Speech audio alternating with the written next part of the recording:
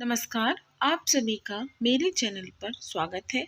आज हम कक्षा 9वीं हिंदी पुस्तक स्पर्श हिंदी बा का काव्यखंड का पाठ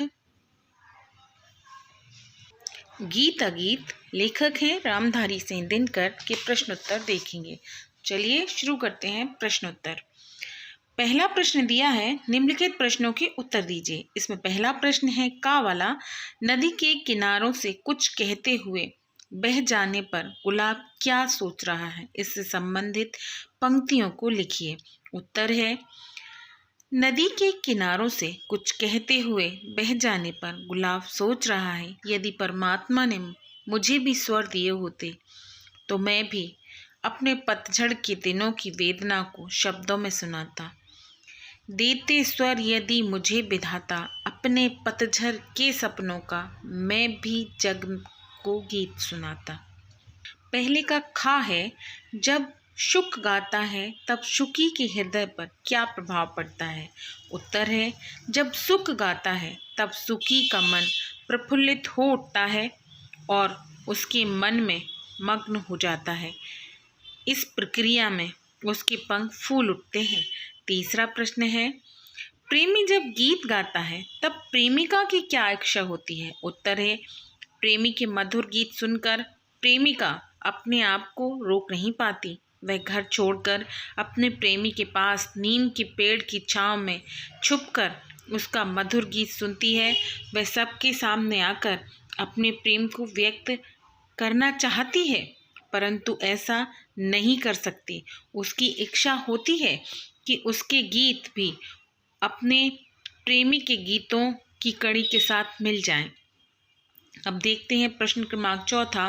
प्रश्न क्रमांक चौथे में दिया है, प्रथम छंद में वर्णित प्रकृति चित्रण को लिखिए। उत्तर है, प्रथम छंद में वर्णित नदी एवं गुलाब के प्राकृतिक सौंदर्य को प्रस्तुत किया गया है। इसमें नदी के तीव्र गति से बहने का चित्रण किया गया है, जो अपना मन हल्का करने के लिए किनारों से बात करती हुई सी प्रतीत होती है। उसी प्रकार गुलाब भी पतझड़ के दुख तथा पतझड़ के दिनों में देखे गए स्वप्न को व्यक्त करने की अपनी इच्छा प्रकट कर रहा है। इस छंद में प्रकृति का मानवीकरण किया गया है, जो नदी एवं गुलाब के माध्यम से व्यक्त हुआ है। अब देखेंगे प्रश्न क्रमांक 5वां। इसमें दिया है, प्रकृति के साथ पशु पक्षियों के संबंध की व्याख्या कीजिए। उत्तर है, कविता के दूसरे छंद में सुख सुखी के माध्यम से कवि ने प्रकृति के साथ पशु पक्षियों के संबंधों की व्याख्या की है।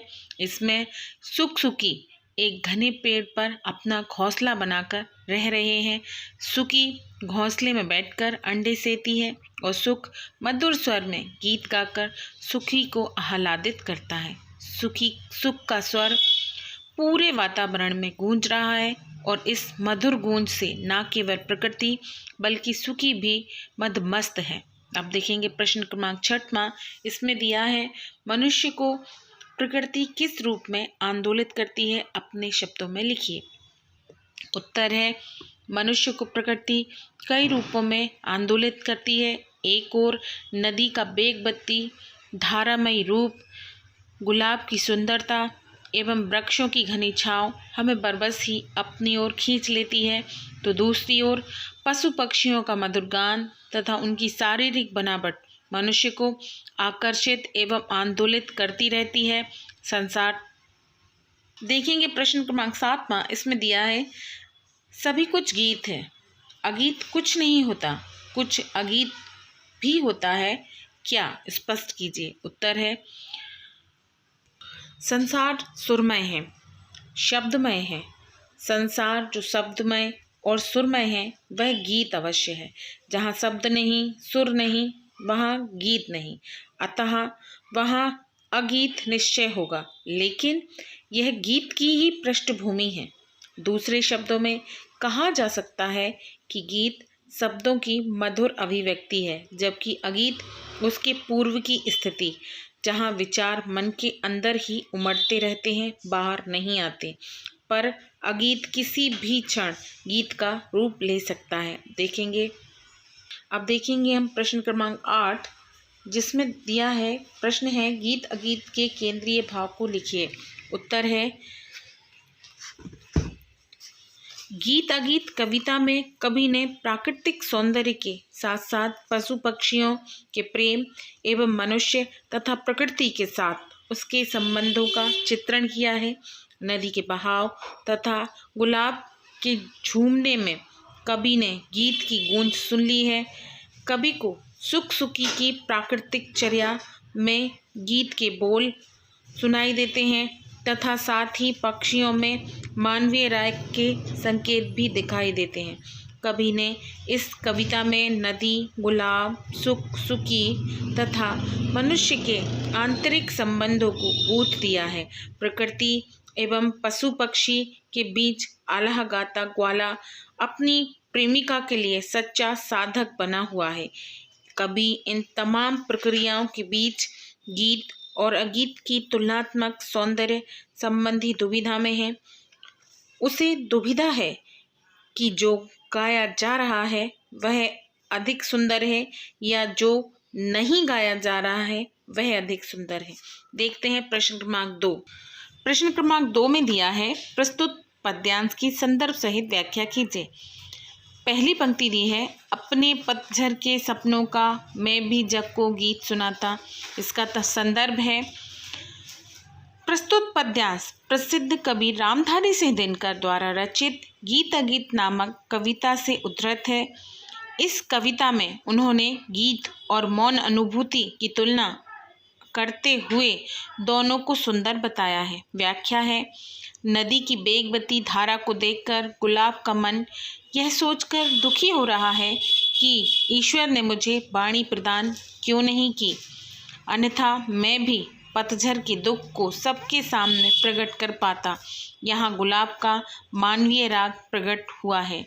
दूसरी पंक्ति है, गाता सुख जब किरण बसंती छूती अंग पर्ण से छनकर। इसका संदर्भ है, प्रस्तुत पद्यांश कवि रामधारी सिंह दिनकर द्वारा रचित गीत अगीत नामक कविता से उद्धृत है। इस कविता में उन्होंने गीत और मौन अनुभूति की तुलना करते हुए दोनों को सुंदर बताया है। व्याख्या है, किसी घने पेड़ पर सुख सुखी का एक जोड़ा है। सुखी अपने पंख फैलाकर अपने अंडों को सेती है और सुख मधुर गीत गाकर सुख का गीत गा रहा है। सुख का गीत पत्तों के अंगों को छूती बसंती किरण की भांति जो सुख और सुखी के अंडों को भरपूर ऊष्मा प्रदान कर रहा है। देखेंगे तीसरी पंक्ति है, हुई ना क्यों में कड़ी गीत की विधना यूं मन में गुनती है।